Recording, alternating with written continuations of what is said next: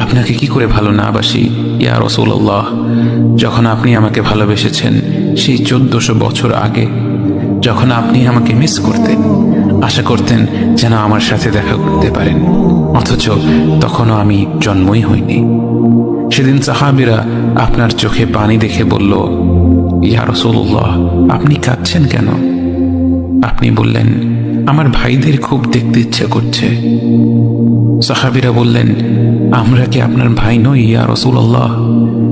আপনি বললেন, না, তোমরা আমার সাহাবী। আমার ভাই হলো তারা যারা আমার পরে আসবে এবং আমাকে কখনো না দেখেও তারা আমাকে বিশ্বাস করবে। মৃত্যু শয্যায় শুয়ে আপনার অন্তরে এই চিন্তা ছিল যে আমাদের পরিণতি কি হবে। উম্মতি উম্মতি বলতে বলতে আপনি আপনার রবের নিকট ফিরে গিয়েছেন।